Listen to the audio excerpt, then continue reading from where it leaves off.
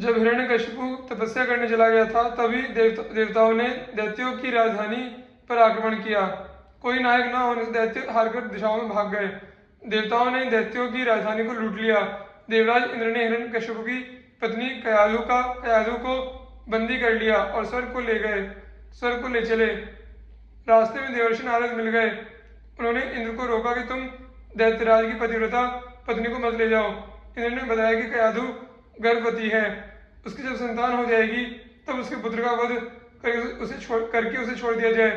देवर्षि ने कहा, इसके गर्भ में भगवान का परम भक्त है, उससे देवताओं को भय नहीं है, उस भागवत को मारा नहीं जा सकता।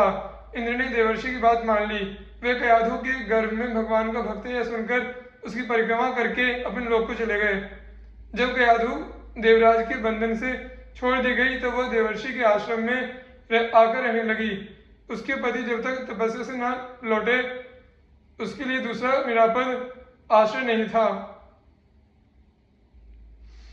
देवर्षि भी उसे पुत्री की भांति मानते थे और बराबर गर्भस्थ बालक को लक्ष्य करके उसे भगवत भक्ति का उपदेश किया करते थे। गर्भस्थ बालक प्रहलाद ने उन उपदेशों को ग्रहण कर लिया। भगवान की कृपा से वह उपदेश उन्हें फिर भूला नहीं। जब वरदान पाकर हिरण्यकशिपु लौटा तब उसने सभी देवताओं को जीत लिया। सभी लोकपालों को जीतकर वह उनके पद का स्वयं उपभोग करने लगा। उसे भगवान से घोर शत्रुता थी, अतः ऋषियों को वह कष्ट देने लगा।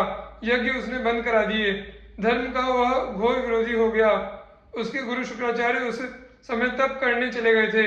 अपने पुत्र प्रहलाद को उसने अपने गुरु पुत्र षंड तथा अमर्क के पास शिक्षा पाने भेज दिया। प्रहलाद उस समय 5 ही वर्ष के थे।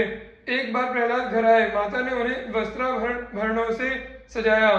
पिता के पास जाकर उन्होंने प्रणाम किया। हिरण्यकशिपु ने प्रहलाद को गोद में बैठा लिया। स्नेहपूर्वक उसने पूछा, बेटा तुमने जो कुछ पढ़ा है उसमें से कोई अच्छी बात मुझे भी सुनाओ तो। प्रहलाद जी ने कहा, पिताजी, संसार के सभी प्राणी असत संसार में आसक्त होकर सदा उद्विग्न रहते हैं। मैं तो सबके लिए यही अच्छा मानता हूँ कि अपना पतन कराने वाले जलहीन अंधकूप के समान घरों को छोड़कर मनुष्य वन में जाकर श्री हरि का आश्रय ले। हिरण्यकशिपु जोर से हंस पड़ा। उसे लगा कि किसी शत्रु ने मेरे बच्चे को बहका दिया है। उसने गुरुपुत्रों को सावधान किया कि वे प्रहलाद को सुधारें, उसे दैत्यकुल के उपयुक्त अर्थ धर्म काम का उपदेश दे। गुरुपुत्र प्रहलाद को अपने यहाँ ले आए। उन्होंने प्रहलाद से पूछा कि तुमको यह उल्टा ज्ञान किसने दिया है। प्रहलाद ने कहा, गुरुदेव, यह मैं हूँ और यह दूसरा है, यह तो अज्ञान है। भगवान की इस माया से ही जीव मोहित हो रहे हैं। वे दया में जिस पर दया करते हैं उसी का चित्त उनमें लगता है। मेरा चित्त तो उनकी अनंत कृपा से ही उन परम पुरुष की ओर सहज खिंच गया है। गुरुपुत्र ने बहुत डांटा धमकाया और वे प्रहलाद को अर्थशास्त्र, दंड नीति, राजनीति आदि की शिक्षा देने लगे। गुरु द्वारा पढ़ाई विद्या को प्रहलाद ध्यानपूर्वक सीखते थे। वे गुरु का कभी अपमान नहीं करते थे और न उन्होंने विद्या का ही तिरस्कार किया, पर उस विद्या के प्रति उनके मन में कभी आस्था नहीं हुई। गुरुपुत्रों ने जब उन्हें भली भांति सुशिक्षित समझ लिया तब दैत्यराज के पास ले गए। हिरण्यकशिपु ने उन्हें अपने विनयी पुत्र को गोद में बैठाकर पूछा, बताओ बेटा, तुम अपनी समझ से उत्तम ज्ञान क्या मानते हो। प्रहलाद जी ने कहा,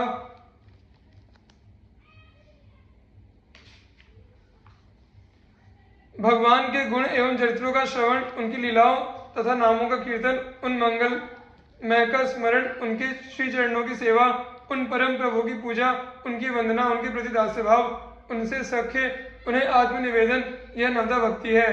इस नवदा भक्ति के आश्रय से भगवान में चित्त लगाना कि समस्त अध्ययन का सर्वोत्तम फल में मानता हूँ। हिरण्यकशिपु तो क्रोध से लाल पीला हो गया। उसने गोद से प्रहलाद को धक्का देकर भूमि पर पटक दिया। गुरुपुत्रों को उसने डांटा कि तुम लोगों ने मेरे पुत्र को उल्टी शिक्षा देकर शत्रु का व्यवहार किया है।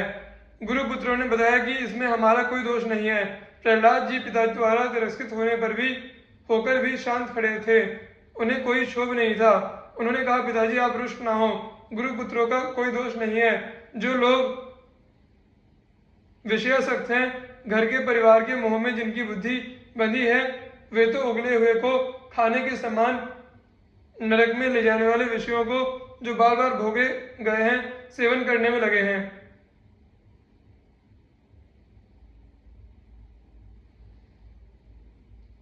उनकी बुद्धि अपने आप या दूसरे की प्रेरणा से भी भगवान में नहीं लगती।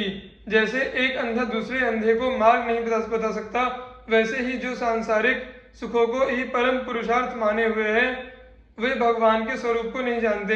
वे भला किसी को क्या मार्ग दिखा सकते हैं। संपूर्ण क्लेशों, सभी अनर्थों का नाश तो तभी होता है जब बुद्धि भगवान के श्री चरणों में लगे, परंतु जब तक महापुरुषों के चरण रज मस्तक पर धारण न की जाए, तब तक बुद्धि निर्मल होकर भगवान में लगती नहीं।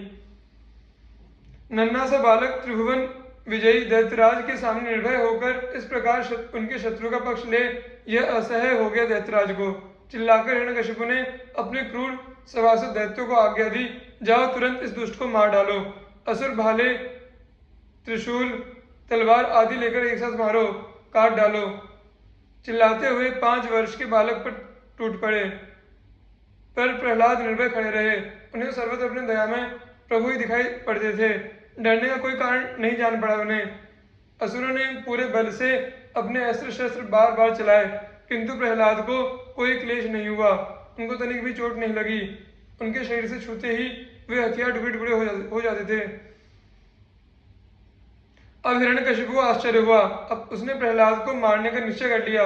अनेक उपाय करने लगा। मतवाले हाथी के सामने हाथ पैर बांधकर प्रहलाद डाल दिए गए, पर हाथी ने उन्हें सूंड से उठाकर मस्तक पर बैठा लिया।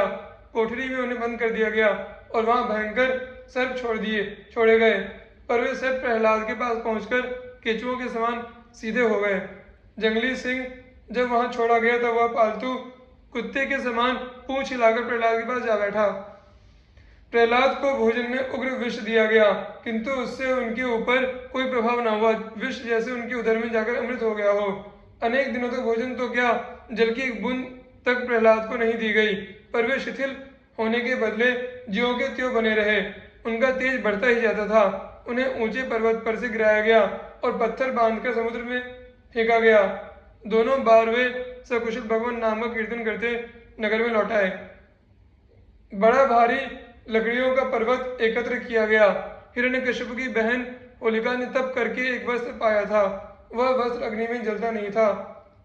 होलिका वह वस्त्र ओढ़कर प्रहलाद को गोद में लेकर उस लकड़ियों के ढेर पर बैठ गई।